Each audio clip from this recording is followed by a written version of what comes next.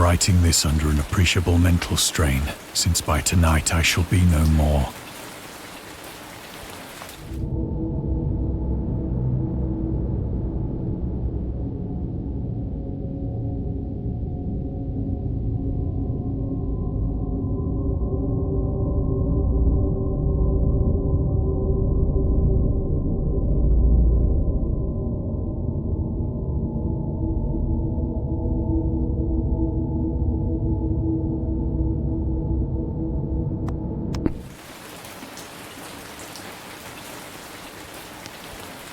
Penniless, and at the end of my supply of the drug which alone makes life endurable, I can bear the torture no longer, and shall cast myself from this garret window into the squalid street below.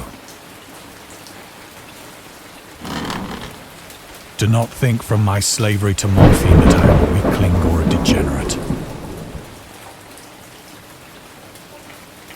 When you have read these hastily scrawled pages, you may guess, though never fully realize, why it is that I must have forgetfulness or death.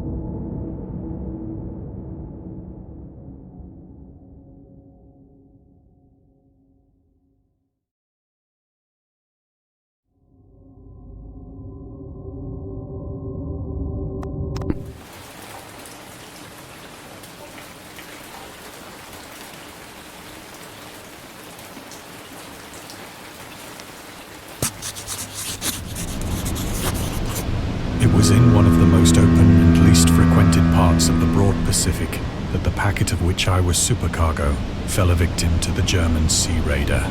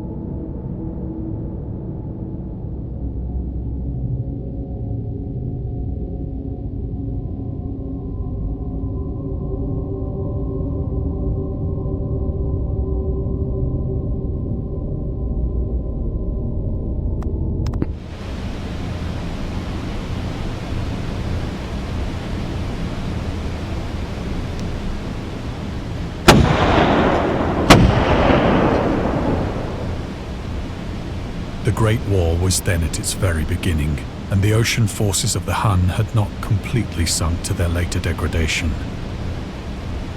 So that our vessel was made a legitimate prize, whilst we of her crew were treated with all the fairness and consideration due us as naval prisoners.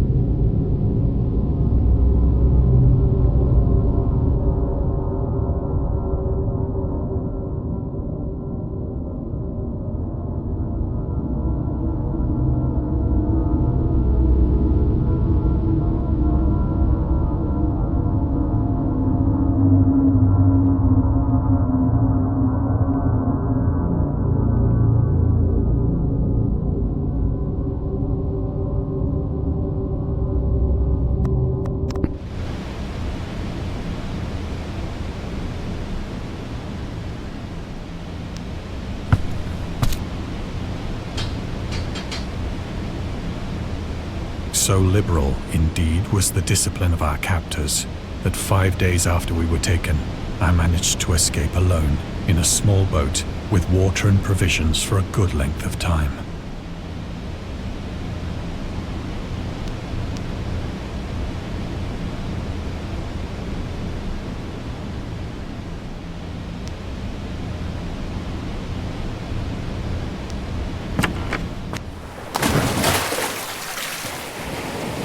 When I finally found myself adrift and free, I had but little idea of my surroundings.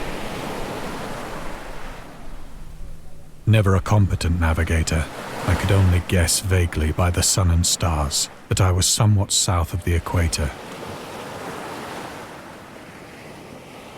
Of the longitude, I knew nothing, and no island or coastline was in sight.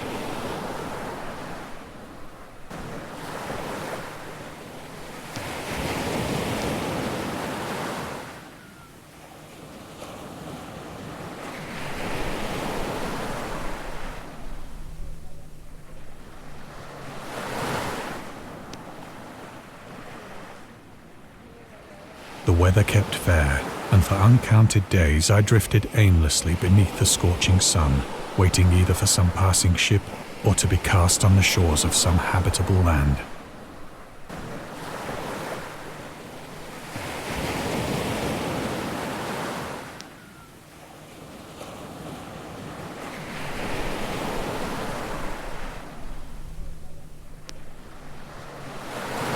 But neither ship nor land appeared, and I began to despair in my solitude upon the heaving vastness of unbroken blue.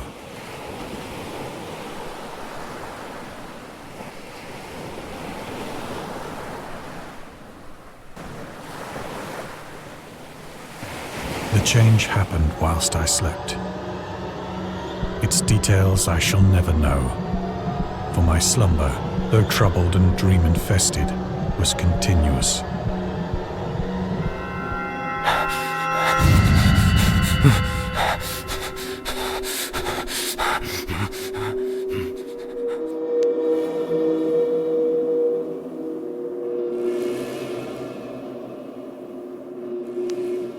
When at last I awoke, it was to discover myself half sucked into a slimy expanse of hellish black mire, which extended about me in monotonous undulations as far as I could see, and in which my boat lay grounded some distance away.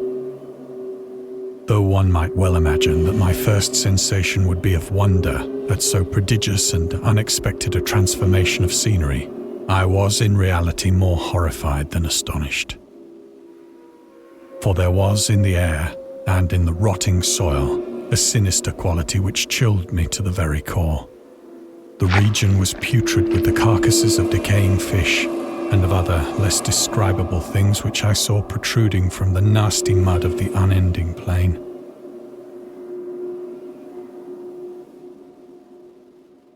Perhaps I should not hope to convey in mere words the unutterable hideousness that can dwell in absolute silence and barren immensity. There was nothing within hearing and nothing in sight save a vast reach of black slime, yet the very completeness of the stillness and the homogeneity of the landscape oppressed me with a nauseating fear. The sun was blazing down from a sky which seemed to me almost black in its cloudless cruelty, as though reflecting the inky marsh beneath my feet.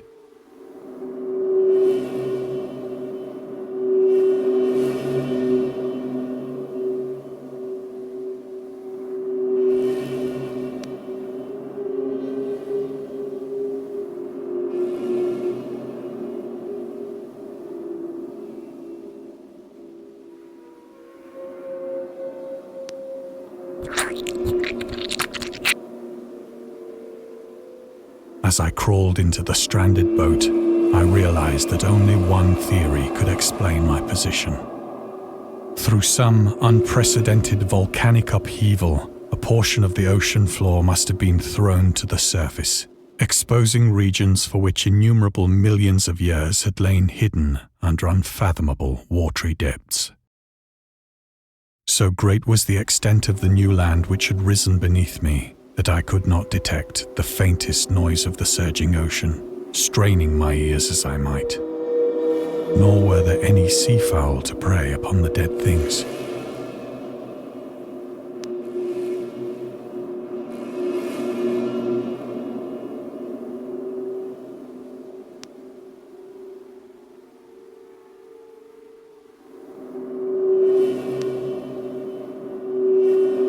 For several hours I sat thinking or brooding in the boat, which lay upon its side and afforded a slight shade as the sun moved across the heavens. As the day progressed, the ground lost some of its stickiness and seemed likely to dry sufficiently for travelling purposes in a short time. That night I slept but little, and the next day I made for myself a pack containing food and water, preparatory to an overland journey in search of the vanished sea and possible rescue.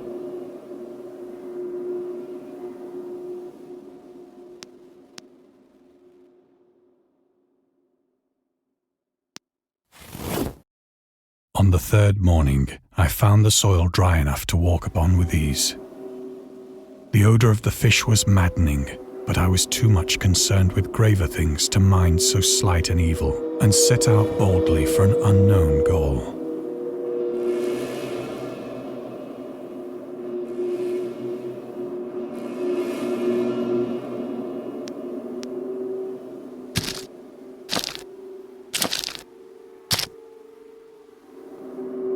All day I forged steadily westward, guided by a faraway hummock which rose higher than any other elevation on the rolling desert.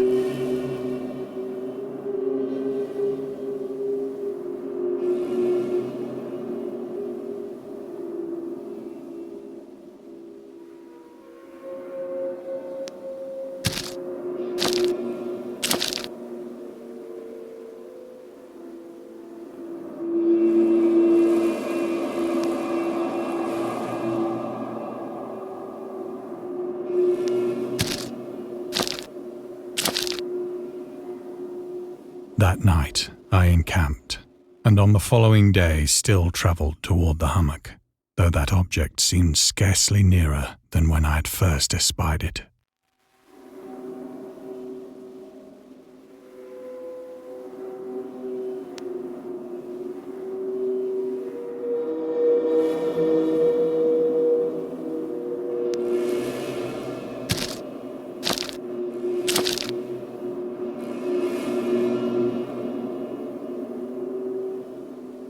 By the fourth evening, I attained the base of the mound, which turned out to be much higher than it had appeared from a distance. An intervening valley setting it out in sharper relief from the general surface. Too weary to ascend, I slept in the shadow of the hill. I know not why my dreams were so wild that night, but ere the waning and fantastically gibbous moon had risen far above the eastern plain, I was awake in a cold perspiration, determined to sleep no more. Such visions as I had experienced were too much for me to endure again, and in the glow of the moon I saw how unwise I had been to travel by day. Without the glare of the parching sun, my journey would have cost me less energy. Indeed, I now felt quite able to perform the ascent which had deterred me at sunset. Picking up my pack, I started for the crest of the eminence.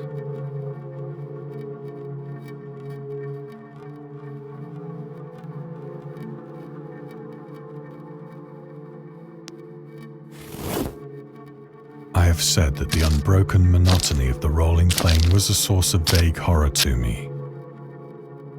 But I think my horror was greater when I gained the summit of the mound and looked down the other side into an immeasurable pit or canyon, whose black recesses the moon had not yet soared high enough to illumine. I felt myself on the edge of the world, peering over the rim into a fathomless chaos of eternal night. Through my terror ran curious reminiscences of Paradise Lost and of Satan's hideous climb through the unfashioned realms of darkness. As the moon climbed higher in the sky, I began to see that the slopes of the valley were not quite so perpendicular.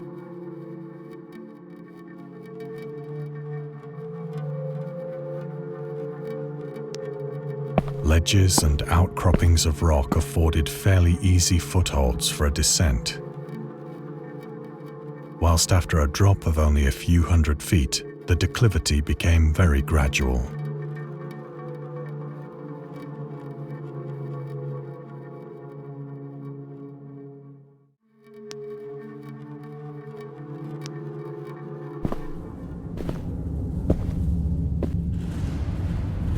Urged on by an impulse which I cannot definitely analyze, I scrambled with difficulty down the rocks and stood on the gentler slope beneath, gazing into the Stygian deeps, where no light had yet penetrated. All at once, my attention was captured by a vast and singular object on the opposite slope, which rose steeply about 100 yards ahead of me. An object that gleamed whitely in the newly bestowed rays of the ascending moon.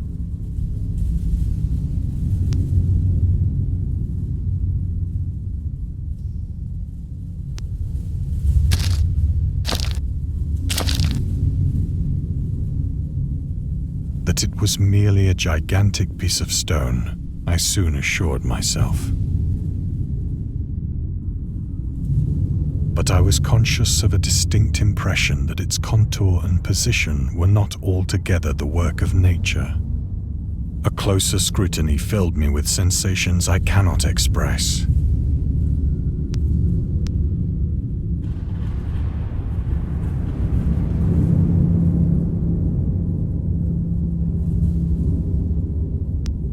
For despite its enormous magnitude and its position in an abyss which had yawned at the bottom of the sea since the world was young, I perceived beyond a doubt that the strange object was a well-shaped monolith, whose massive bulk had known the workmanship and perhaps the worship of living and thinking creatures. Dazed and frightened, yet not without a certain thrill of the scientist's or archaeologist's delight, I examined my surroundings more closely.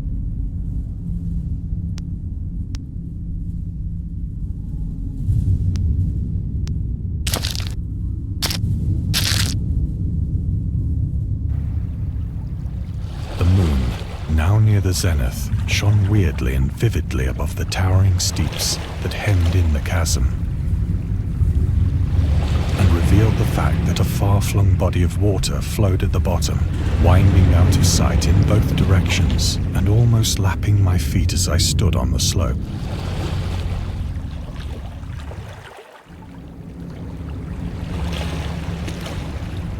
Across the chasm, the wavelets washed the base of the Cyclopean monolith, on whose surface I could now trace both inscriptions and crude sculptures.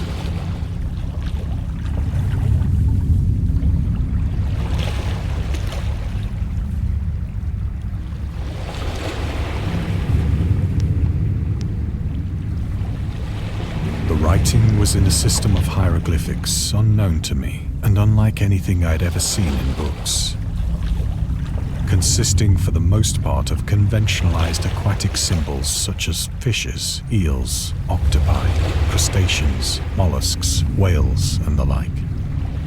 Several characters obviously represented marine things which are unknown to the modern world, but whose decomposing forms I had observed on the ocean-risen plain.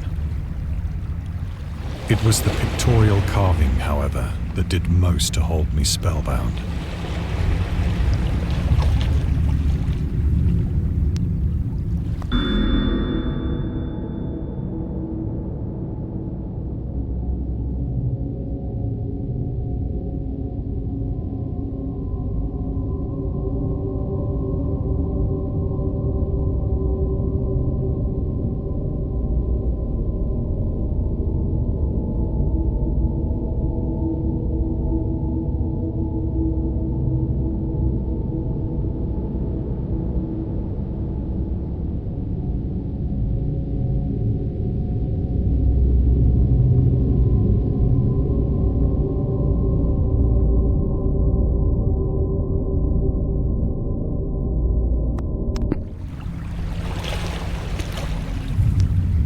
Plainly visible across the intervening water on account of their enormous size were an array of bas-reliefs whose subjects would have excited the envy of a doré.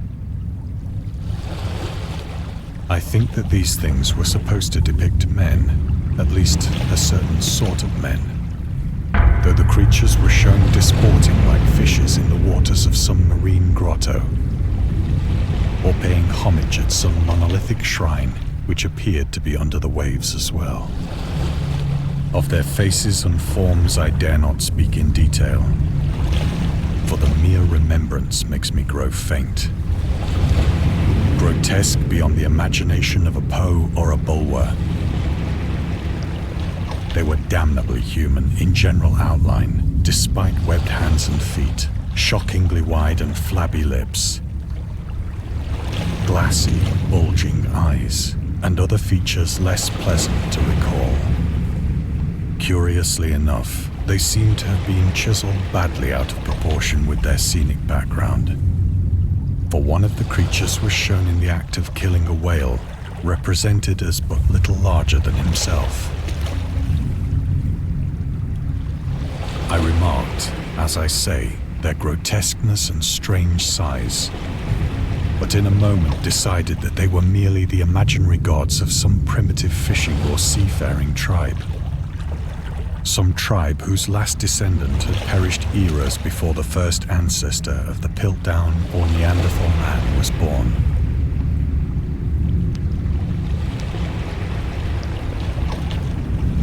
Awestruck at this unexpected glimpse into a past beyond the conception of the most daring anthropologist, I stood musing whilst the moon cast queer reflections on the silent channel before me.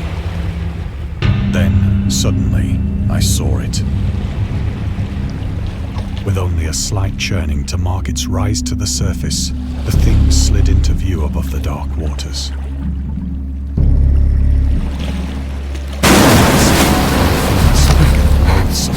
It darted like a stupendous monster of nightmares to the monolith, about which it flung its gigantic scaly arms, while it bowed its hideous head and gave vent to certain measured sounds.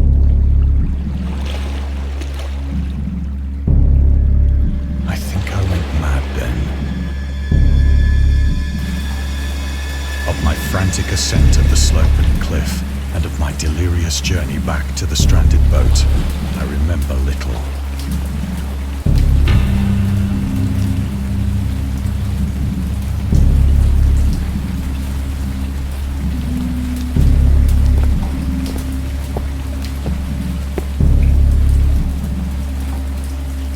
I sang a great deal and laughed oddly when I was unable to sing.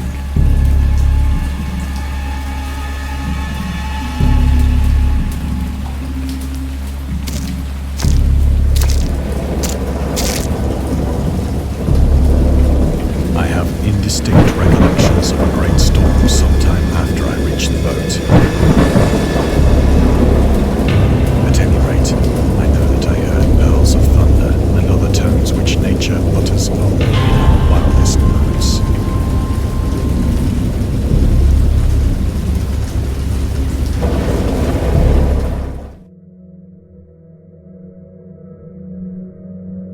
When I came out of the shadows, I was in a San Francisco hospital, brought thither by the captain of the American ship which had picked up my boat in mid-ocean. In my delirium, I had said much, but found that my words had been given scant attention. Of any land upheaval in the Pacific, my rescuers knew nothing. Nor did I deem it necessary to insist upon a thing which I knew they could not believe.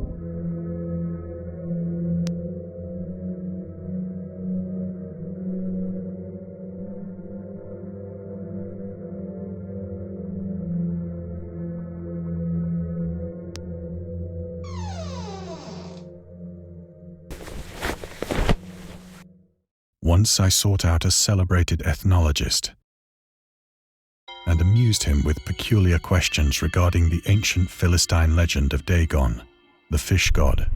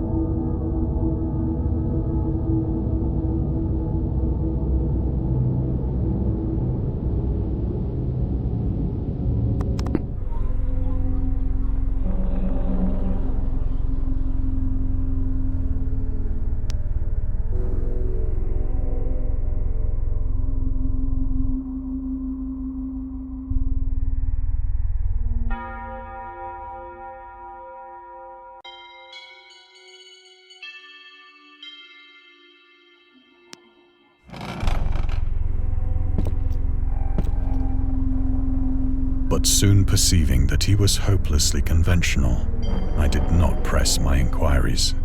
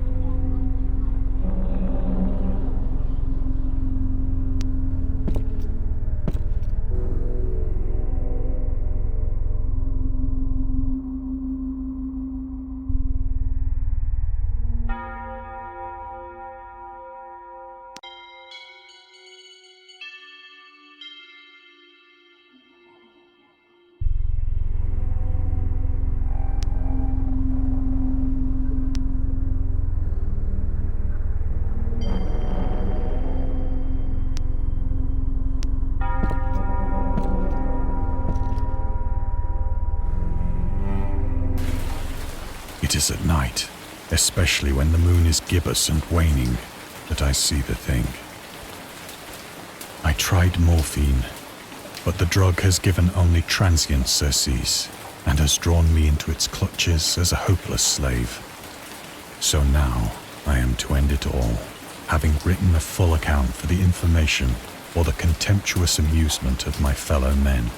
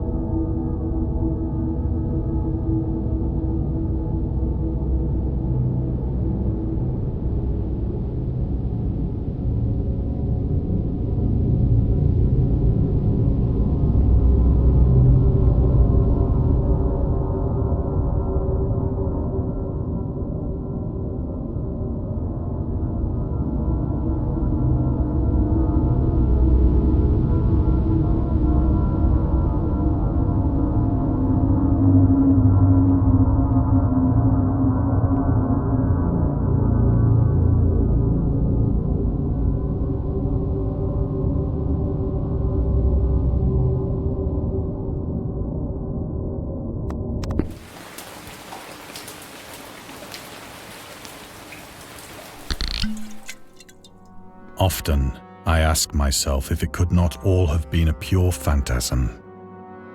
A mere freak of fever as I lay sun-stricken and raving in the open boat after my escape from the German man-of-war. This I ask myself, but ever does there come before me a hideously vivid vision in reply. I cannot think of the deep sea without shuddering at the nameless things that may at this very moment be crawling and floundering on its slimy bed, worshipping their ancient stone idols and carving their own detestable likenesses on submarine obelisks of water-soaked granite. I dream of a day when they may rise above the billows to drag down into their reeking talons the remnants of puny, war-exhausted mankind. Of a day when the land shall sink and the dark ocean shall ascend amidst universal pandemonium.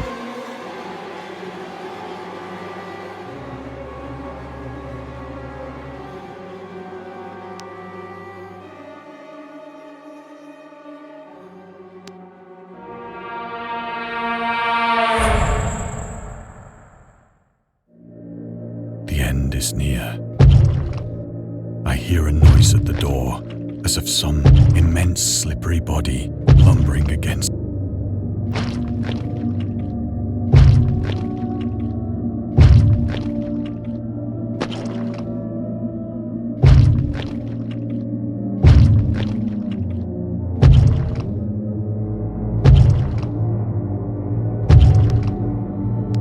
It shall not find me.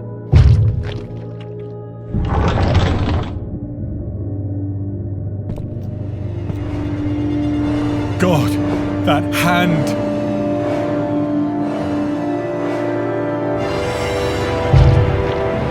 The window! The window!